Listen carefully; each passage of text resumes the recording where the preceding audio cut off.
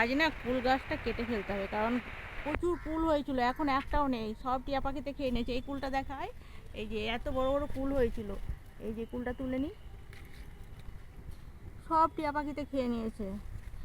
এই যে নিচের গায়ে ডালটাতে আমি ভেবেছিলাম থাকবে, একটাও নেই, দেখো একটাও নেই। তো কি করব, ওই ডালগুলো কেটে দেবো। আর এখন ডাল কেটে দিলে আবার কচি ডাল বেরোবে, শাখা বেরোবে, তাতে কুড়ি আসবে। সবসময় কুড়ি আসে কচি ডগা বেরোলে। আজকে বড় ডালগুলো কেটে দেওয়া হবে। কুল গাছের ডাল কিন্তু কেটেই দিতে হয়, ফুল থাকে বলে কাটতে পারি না। এইখান থেকে কাটবে। খুব বেশি না, একটুখানি রাখতে হয়।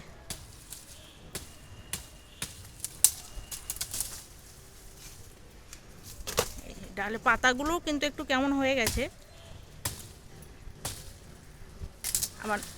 বাবা, গাছটা তো ভেঙেই গেল মনে হচ্ছে। ওই ডালটা একটু বড় করে রাখো, একটু বড় করে রাখো, হ্যাঁ। আর পাশে একটা সবেদা গাছ আছে, প্রচুর সবেদা হয়েছে। সবেদা কি পাবো? কুল তো পেলামই না, সবেদা পাওয়া যাবে? একটাও খেতে পাইনি, মিষ্টি কুল তো। এই যে দেখতে পাচ্ছেন কত বড় বড় কুল। আরেকটু বাড়াও, হ্যাঁ, ওইখান থেকে। যা কাটতে গিয়ে দাটাই ভেঙে গেল।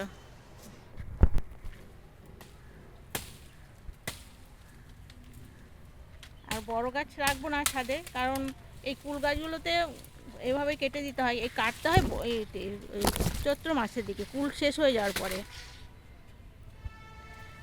তো এটা তো 12 মাসই কুল গাছ, যখন খুশি কাটা যায়, কারণ যখন খুশি ডগা বেরোবে আর কুড়ি আসবে। এখনই কেটে দেওয়া হচ্ছে, মায়া লাগছে, কি বড় বড় ডালগুলো কাটতে হচ্ছে গো। একদম বড় ডালটা কাটো।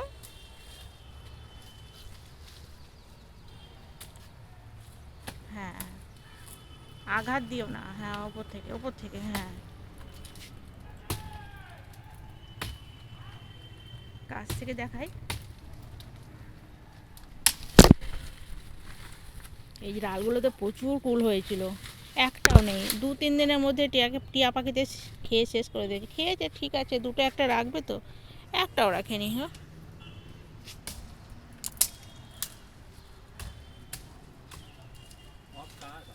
একটাও নেই।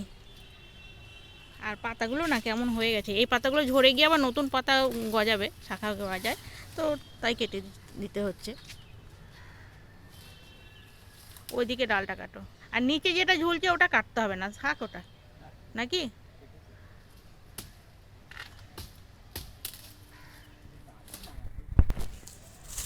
এই কতগুলো ডাল কাটা হয়েছে,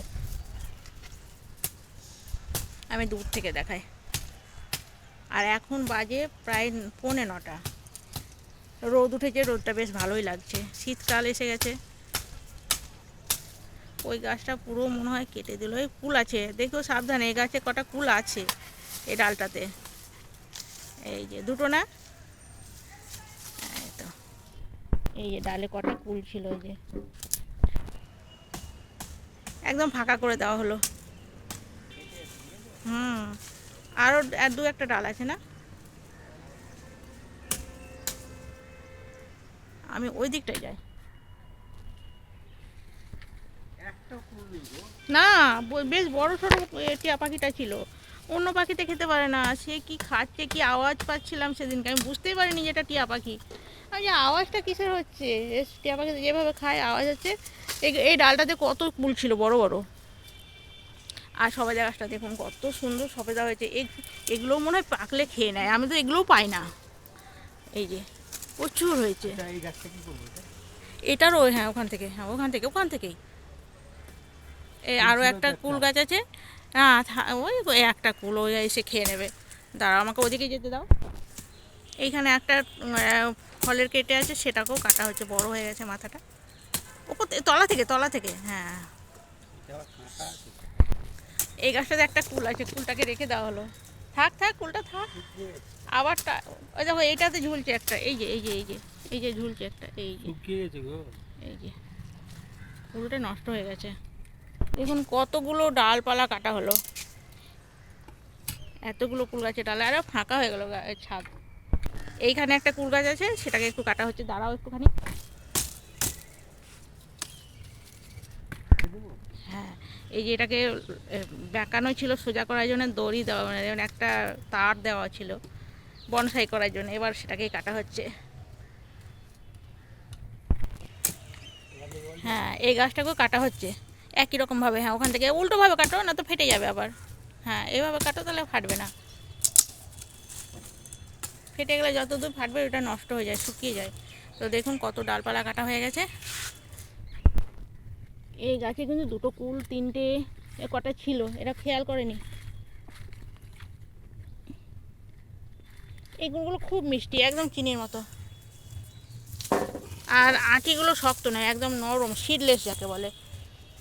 আর আজকে আমি ছাদ বাগানটা একটুখানি ঘুরে দেখাই। এই যে শিউলি গাছে যে ফুল ফুটেছে, আবার একটা ফুল ঝরে পড়ে গেছে, আর একটা গাছে লেগেই আছে, ছোট্ট গাছ।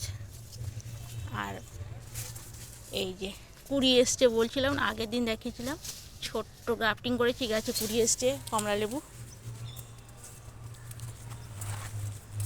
আর এই যে শাকগুলো অল্প অল্প হয়েছে, কিছু শাক আছে।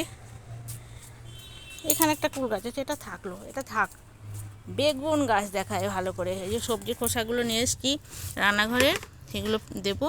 আর বেগুন গাছে সেই কবে থেকে কুড়িয়ে এসে কাঁটা বেগুন, দেখো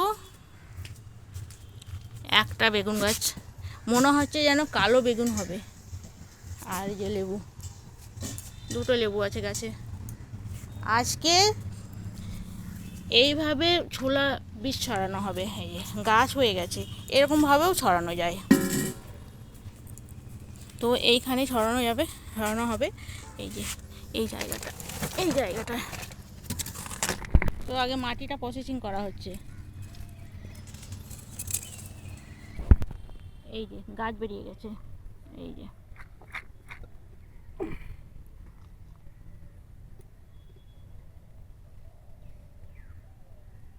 এইভাবে ছড়িয়ে দেওয়া হচ্ছে। দাও, তারপর অল্প জল ছিটিয়ে দেওয়া হবে। আর এই যে দেখায়, এই যে চন্দ্রমল্লিকা কুড়ি ফুটবো করছে। আর এগুলো বেশি দিন বাঁচে না, মাসখানেক বাঁচে, ফুল হয় আবার শুকিয়ে যায় গাছ, আবার নতুন করে চারা তৈরি হয়, চারা গাছ বেরোয় পাশ থেকে। আর এই যে যখন ফুলগুলো ফুটবে না, দেখতে দারুণ লাগবে। আনারস গাছগুলো হবে কিনা বুঝতে পারছি না। আর এইখানে কসমস সাদা ফুল ফুটেছে এইখানে। আর এখানে একটা জবা, মানে শীতকালে না ফুলটা কমই হয়, একটা জবাও কিন্তু হয় দু তিনটে করে, আজকে একটা। আর এখানেও কসমস ফুল ফুটেছে। কসমস ফুলগুলো মনে হয় যেদিকে সূর্যের মুখটা যায়, সূর্যটা ওঠে, সেই দিকে মুখটা ঘুরে যায়। এই যে, আর এগুলো ফুল, এই ফুলগুলো কিন্তু ফুটেই যাচ্ছে এখনও, শীতকাল এসে গেছে তবুও কিন্তু ফুল ফুটছে। আর এই দিকটা দেখালাম আগে, এগুলো চলুন ওদিকটা দেখায়। এইদিকে চারাগুলো তৈরি করেছিলাম, কুড়ি এসে গেছে। আর এটা এখানে ছোলা গাছ আছে, এইখানে পেঁয়াজ আছে, আর এইখানে ছোলা ফেলেছি আমি। এই গাছগুলো না বেশি বড় হচ্ছে না, কুড়ি এসে গেছে। এই যে